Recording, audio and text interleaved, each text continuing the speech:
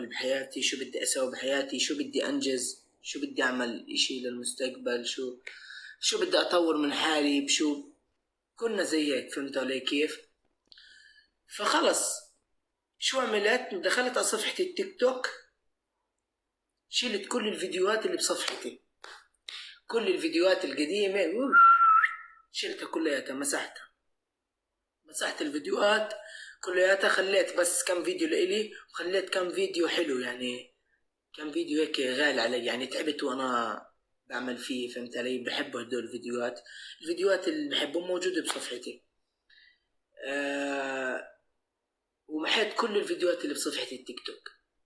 هسا إن شاء الله صفحة جديدة راح أفتحها هاي بالتيك توك، راح أعمل لكم فيديوهات، ما بدي أحكي وما بدي أحرق شو الإشي اللي بدي أعمله، لأنه ما حد بحب الخير لحد. أنتوا شفتوا امبارح كنت قاعد بستعمل بالحمام، طلع حد حكى علي فاكتموا أسرار كلها إلكم.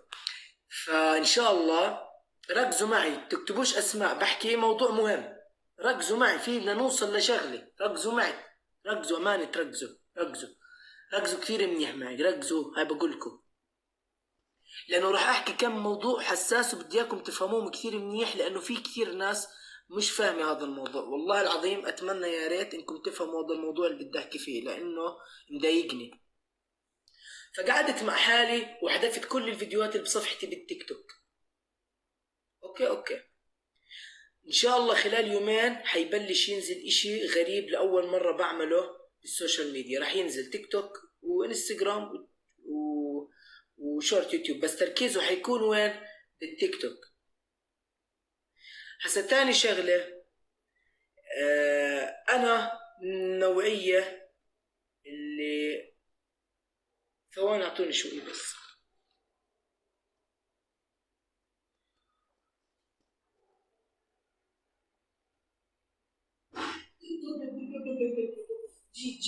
جيت والله جيت.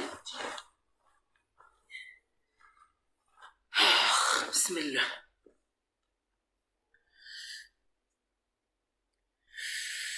زفير شفيق اسمه. أنا من النوعية اللي بحب أختصر شغلات على حالي بالحياة. حس اللايفات التيك توك حلوة ومسلية وممتعة وبتتعرف على ناس جداد، وبنفس الوقت فيها رزقة حلوة. يعني أكيد مش بتلاقوا أي واحد فاتح لايف تيك توك معناته هاد إنه خلص شغفه إنه يفتح لايفات تيك توك، وهذا حلم حياته إنه يضل يفتح لايفات تيك توك، وإذا ما فتح لايف تيك توك بتعب نفسي لأنه بحب يفتح لايف. هذا الحكي كذب، كلنا بنعرف إنه كل اللي بيفتح لايفات بالتيك توك بنفس الوقت عندهم جمهور بحبهم، وبنفس الوقت هاي رزقتهم. أوكي، والرزقة هاي تاع التيك توك حلو، يعني فيها فلوس مش ما فيها، صح؟ أكيد كلنا بنعرف هذا الحكي. بس أنا من نوعية اللي ما بحب أفتح لايفات تيك توك عشان ما أعمل وجعة راس وما أعمل مشاكل لإلي والأجواء هاي اللي أنتوا بتشوفوها. تمام.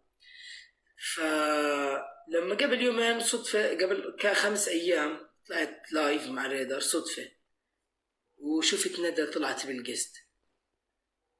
كان أي حدا بيطلع جست كنت أنا بمزح معه فيها بحياتي، والأشخاص اللي قابلتهم بحياتي إلي نظرة بالعالم، إلي نظرة بالناس والله.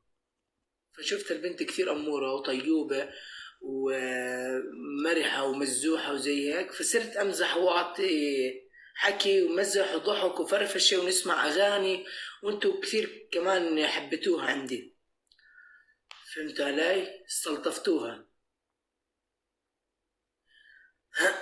بس لما أنا طلعت معها وصرنا نحكي وندردش ونسولف مع بعض وزي هيك، والله العظيم بس عشان شفت البنت أمورة ومرحة ومش خبيثة ومش زي باقي البنات اللي موجودين بالتيك توك. أوكي بس هذا هو اللي صار. أنا لا بهدفي أعمل ترندات، ولا هدفي مش هممني لا مشاهدات ولا هممني الاكسبلور ولا ابصر ايش هاي الشغلات اخر همي الحمد لله. ليش؟ يعني انا بدون ما احكي، يعني صفحتي عليها 5 مليون، واي فيديو بنزله بجيب، اقل فيديو بجيب 2 3 مليون. عندي فيديوهات واصله ملايين، في عندي فيديوهات واصله 150 مليون محيتهم امبارح. فانا مش هممني المشاهدات، ولا هممني مشاهدات البث، ولا مش هممني مشاهدات فيديو، ولا هممني اكسبلور، ولا هممني هاي الشغلات. والله العظيم كلها ما بتهمني. وانا ما الي اي مصلحة 1% مع البنوتة ندى عشان اني انا احكي معها واسولف معها. ما الي اي مصلحة معها، بس انا الي وجهة نظر بالعالم، وشفت البنت امورة وكويسة.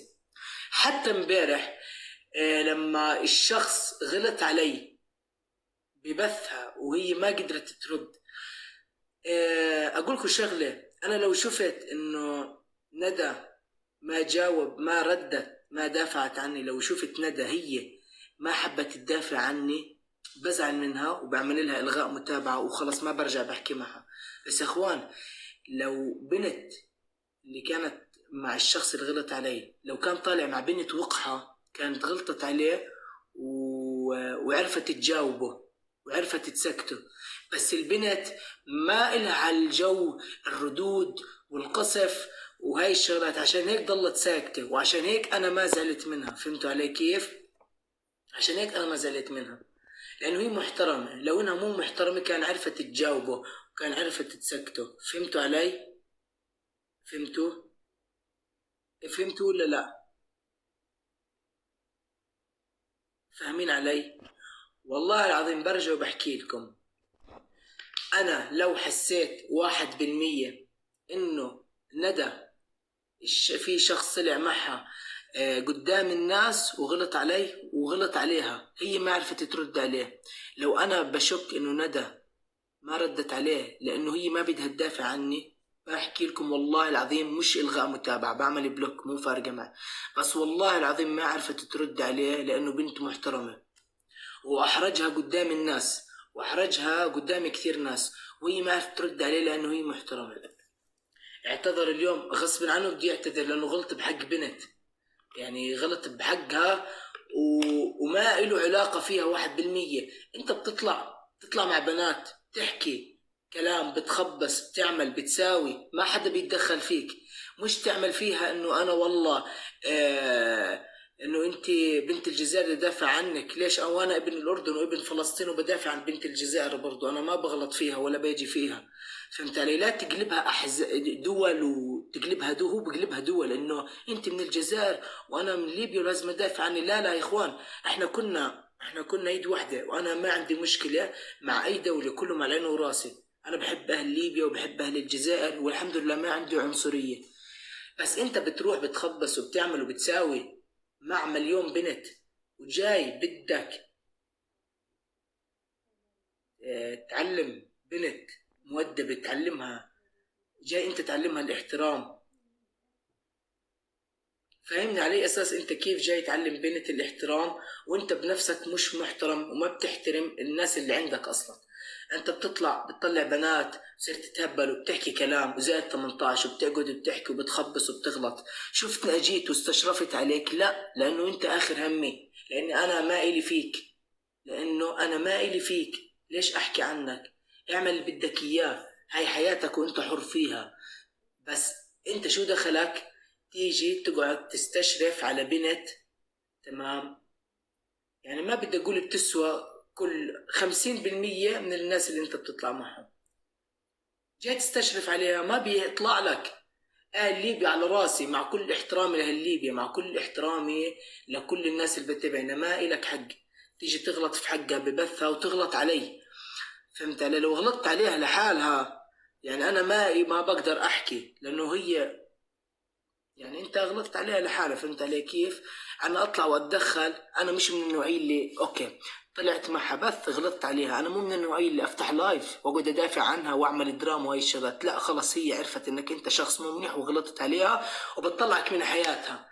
بس انت غلطت علي، فانا من حقي اني اطلع واسمعك دول الكلمتين. انا لا راح اغلط فيك، ولا راح اسبك، ولا راح اسب اهلك، ولا راح اقول عنك مرحاض، ولا راح اقول عنك نجس، ولا راح احكي عنك قليل أصل، ولا راح أحكي عنك إنك مش متربي، ولا راح أحكي عنك إنك إنسان قذر، وما راح أحكي عنك إنك أنت إنسان زبالة. ما راح أحكي. ليش؟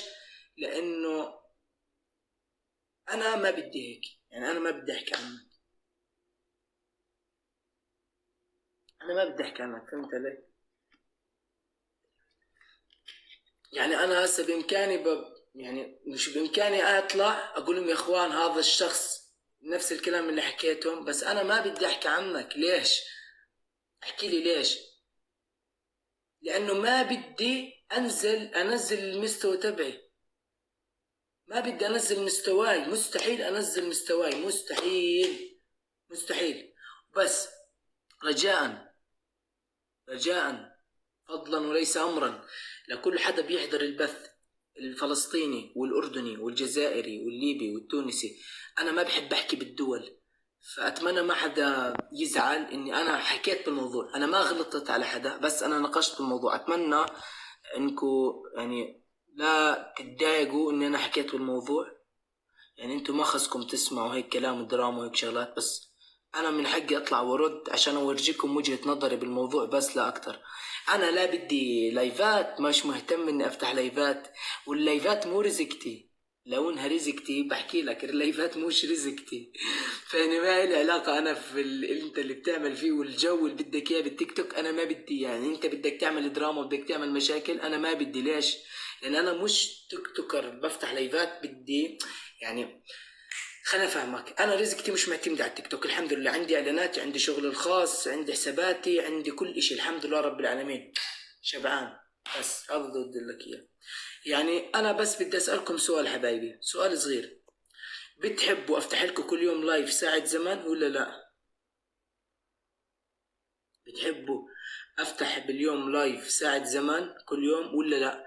انا بالنهاية برجع وبحكي والله العظيم مش مهتم، بس اذا انتوا بتحبوا انا اذا انتوا بتحبوا وشفت كل التعليقات متشجعين افتح كل يوم ساعة زمن نحكي وندردش، انا كل الموجودين بالتيك توك اصحابي واصدقائي، بنصير نطلع يعني ساعة زمن باليوم، ساعة ونص، نطلع معهم كلهم، نسلم عليهم، نمزح نضحك معهم ونطفي البث.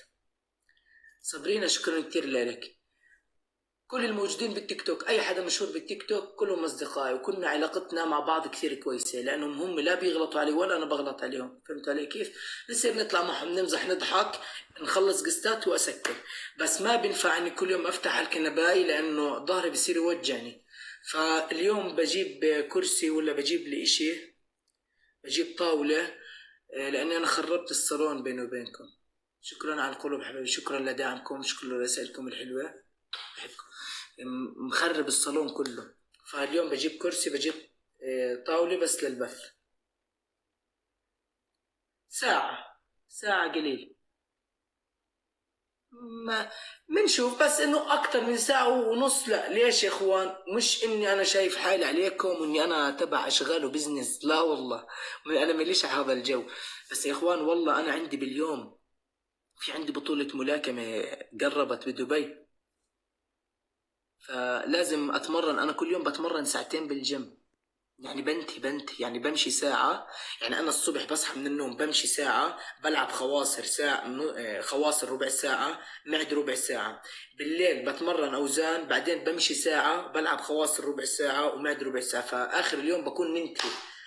شوفوا لون وجهي تعب، شوفوا لعيوني، يعني أنا اتحممت وأنا حروح أنام. أوكي، وبكرة أوعدكم بلايف حلو. أوكي.